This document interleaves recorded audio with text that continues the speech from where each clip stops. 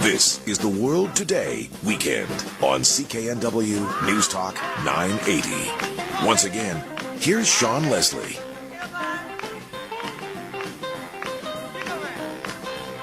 All right, whether you call it tar sands oil, oil sands oil, ethical oil, as does Ezra Levant, the debates continue over shipping this stuff outside of Canada, well, across Canada, and to customers, whether it's in the United States and points south via Keystone XL, whether it is the Northern Gateway pipeline that would take Alberta bitumen and ship it to the north coast of BC and then ship it off to Asia, the Kinder Morgan proposal to expand the Trans Mountain pipeline, which terminates in Burnaby. Ultimately, all that oil comes from Alberta. Now, there was a debate earlier this week at the Canadian War Museum. It pitted former Alberta Energy Minister Ted Morton against Andrew Nikiforuk. Andrew's been on the show before. He's a journalist and author who's written extensively against dirty oil. Tom Harris joins me. Tom is the executive director of the International Climate Science Coalition. He's been on this show before, and he was following this debate. Tom, hi. How are you this weekend? Oh, pretty good, Sean. How are you? I'm very well. How did this debate go? I didn't see it. What was the nub of this thing? Well, the resolution was that President Obama should welcome Canada's ethical oil. Right. And as you said, these two debaters, went off against each other. Andrew Nikiforuk did a far better job. He was far more excited and more interesting to listen to. And, of course, that's one of the main ways that you win a debate. I think that Ted Morton really has to get a little fire in his belly. But he also made some pretty serious mistakes. And the result of those mistakes was that, in fact, he swayed nobody. Because, they took a poll before the debate, how many people were in support of the idea that President Obama should welcome Canada's oil sands in particular, and how many were against it. And they found the audience was pretty well evenly divided. And at the end of the debate, exactly the same situation. And this is what's happening in Canada, is the people who support, moving oil through the XL pipeline down to the United States from the oil sands, they're not succeeding in convincing those against the pipeline to change sides. And the reasons that they're not succeeding is because their arguments do not appeal to people who are afraid of climate change as caused by an expansion of the oil sands. And Ted Morton demonstrated that perfectly by using the same dumb arguments. And, it's really crazy because one of the things he did is he supported the climate scare. He even referred to carbon dioxide as a pollutant. Okay, that's a fundamental mistake you just don't make. You don't use the language of your opponents when it's wrong. The other thing he did, and I think you'll get a laugh out of this, he used the really bad argument that, well, it's okay to have the pipeline because the American coal stations put out a lot more CO2. Now, that's a little like saying to your wife when she complains about you drinking too much, oh, I don't drink as much as my neighbor. These are dumb arguments. I've used that one. It didn't work out for me that well, Tom. Well, if it's the wrong thing to do, whether it's a little wrong or a lot wrong, it's wrong. And so you're not going to convince people to support the pipeline by saying it's not as wrong as coal. And the other thing he did, which is just really dumb, is he said that, well, even if we don't have the Keystone XL pipeline designed and built and shipping oil, that we'll just use rail. And so rail will go through anyways, and the oil sands will expand no matter what. Right. But it's a dumb argument, because early in January, a number of environmental groups sent an open letter to the head of CN Rail saying exactly what they're saying to the pipeline people. We are going to stop you. Essentially, they threatened the head of CN Rail and said, you continue to expand like this, and your company's in big trouble. We'll attack you. So, you see, what Ted Morton really ignored is that the game plan, so to speak, of those against the oil sands is to strangle all of the ways of getting bitumen out of the oil sands to the refineries. And they certainly would like to end rail as well. And you're going to see a lot more activism against CN Rail in the future. So you simply can't say, well, if they don't do this, they're going to do this. No, the activists want to kill them all. And, there's other points that he did that were just simply not sensible. He didn't, for example, use one of the most powerful arguments against reducing carbon dioxide, and that is that across the world, $359 billion, okay, more than a third of $1 trillion, are being spent every year on the climate file. Now, of that, only 6% of it is going to help people adapt to real climate change today. And, that would be in places like the Sahel in Africa, which is showing increased desertification. Right. Or in northern Canada, where houses are falling down because the permafrost is melting. Yeah. So imagine going to somebody in northern Canada and saying, oh, well, your house is falling down, but don't worry, we're reducing greenhouse gases so that it won't fall down for your grandchildren. So what he should have said is, look, the focus on climate change, since the science is very, very debatable as to what's going to happen in the future, the focus should be on helping real people today. And that's not what's happening. Most of the money is going to helping what might happen to people yet to be born. And he used other arguments that didn't make any sense. If we were headed for, he didn't use this argument, I should say, if we were headed to dangerous climate change, then the last thing you would want to do is to kill your most reliable energy sources. Because, you're going to have to build dikes, you're going to have infrastructure strengthening, you want to bury cables underground, move people out of dangerous areas. That's going to take energy. So you don't want to move to the most flimsy sources like wind and solar power. You want to have a dependable, reliable source of energy and make it as clean as you can. So he wasn't using these basic arguments, many of which appeal to people on the left of the spectrum who are, of course, against the oil sands. So not surprisingly, he failed. Well, you're picking on poor old Ted Morton here, but I know you're kind of on the same side as of him on this argument. But I recently heard from Guy Dauncey, who is with the BC Sustainable Energy Association, Tom Harris, and he told me that we have to leave 80% of all the fossil fuels that have been unexploited in the world. We have to leave them in the ground, or we will cause runaway global warming. 80%. We've got to leave 80% of it in the ground. Yeah, and that kind of definitive statement actually makes no sense, because if you ask scientists behind closed doors, what's it going to be like in 20, 50, 100 years, they don't know. And the reason they don't know is because what they thought was going to happen, let's say 20 years ago, has not unfolded. So their science is obviously not right. Yeah, but they're fixing their models, right? They keep telling me that we're fixing it. Yeah, we're tuning it. We tune it every time it doesn't work. We tune it again, and then we claim that we know the future. But, we have people in Russia, for example, and these are not people who are funded by big oil or whatever. They work for the St. Petersburg Observatory and people like that who study the sun, okay? And they say, look, the sun is entering into a very weak phase. And when it went into these weak phases in the past, like in 1812 and in the 1700s, we had very cold conditions on Earth. And so the forecast right now from these people, and they're being just as definitive in the other direction, which I think is a mistake, but the forecast from them is that we're headed for global cooling, and it's going to be such a severe thing, we will lose most of our wheat harvest on the western prairies. And, so what we come out of this with is, wow, there's an enormous debate on this. I mean, they're equally certain on both sides, and then a whole lot of scientists who just say, I don't know. What we do know, and this is the whole argument of ICSC, is that people suffer in the real world because of climate change and extreme weather. So let's focus on that. Continue researching the science, so someday the scientists might actually agree. But the idea that you spend most of your money on killing oil sands and, spending tens of billions of dollars across the world on wind turbines, which is what's happening now, this is way, way premature. Let's help people today who really need it.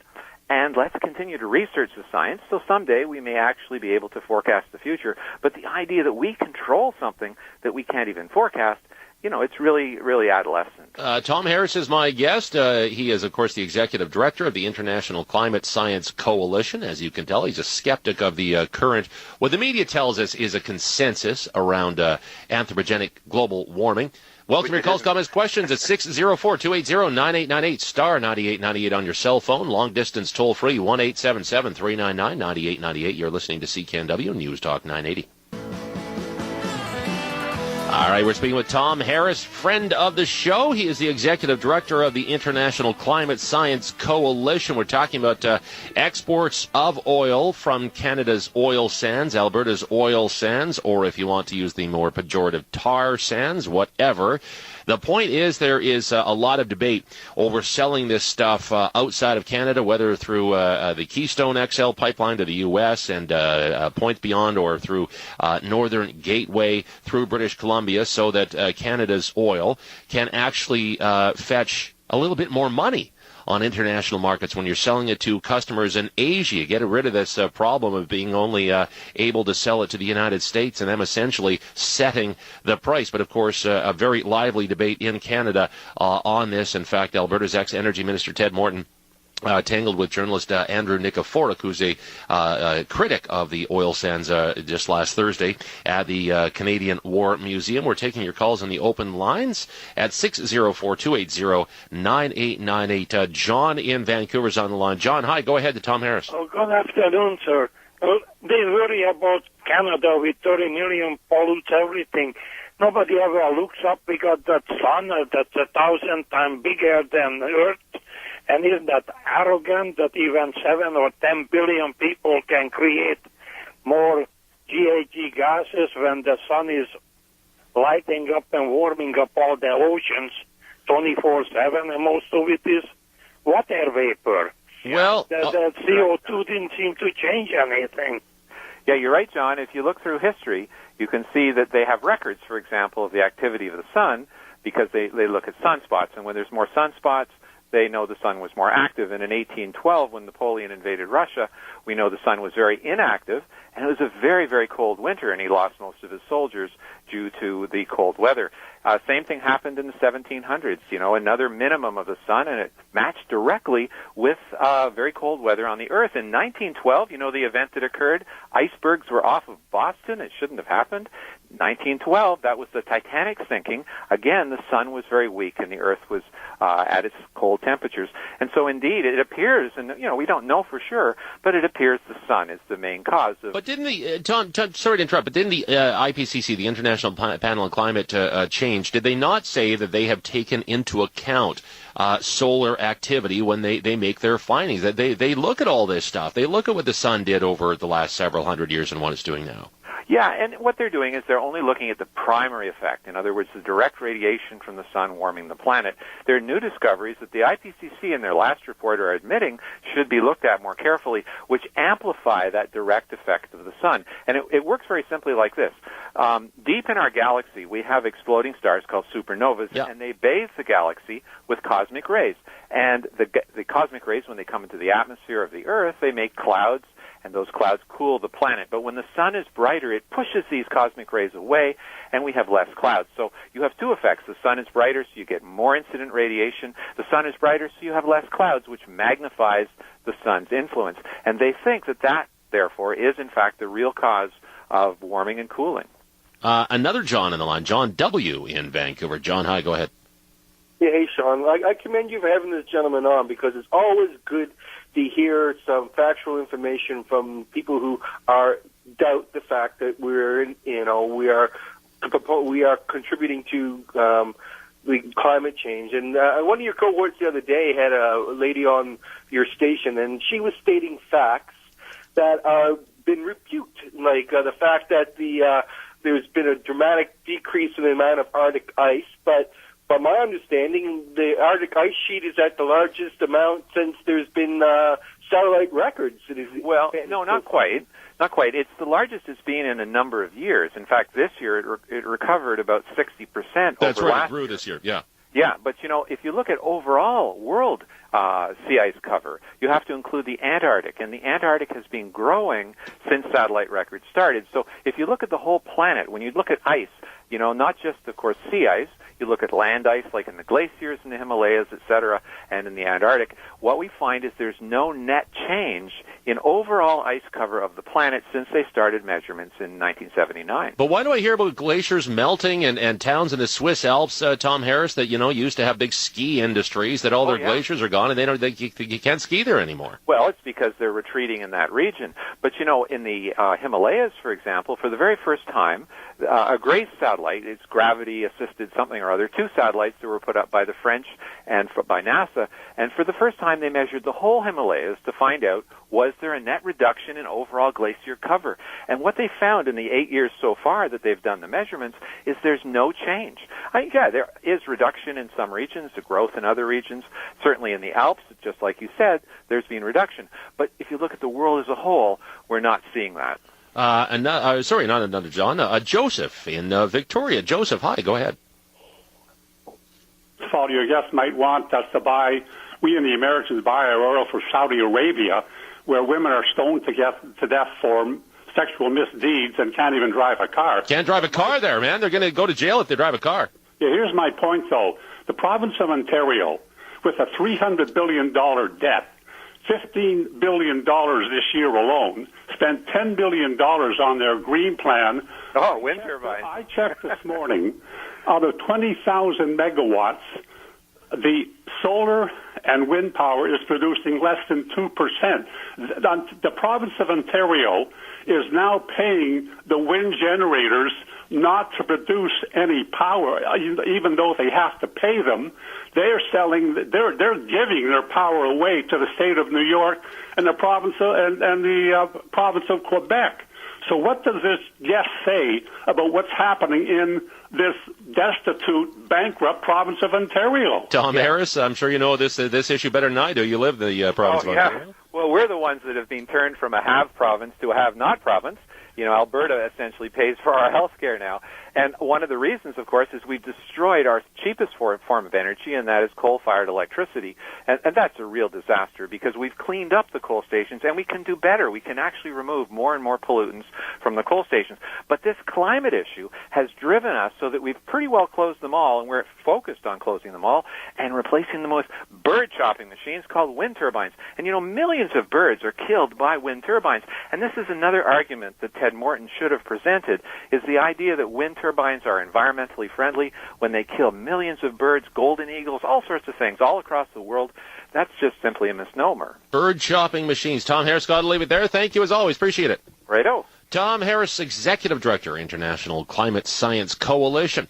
Already getting some email from people unhappy that I had Tom Harris back on the show, because if you have someone on, if you talk to them in the media and they describe themselves as even just a skeptic of man-made global warming, then you are on people's, well, let's call it the crap list. You know what I'm talking about. They get mad at you because it challenges the orthodoxy of the media narrative when it comes to global warming. And Tom Harris isn't afraid to do that, and he comes on the show all the time, and I appreciate that. But if you want to weigh in on that or any other topic we've discussed on the show today, 604-280-9898, star 9898 on your cell phone. We'll be right back on CKNW News Talk 980.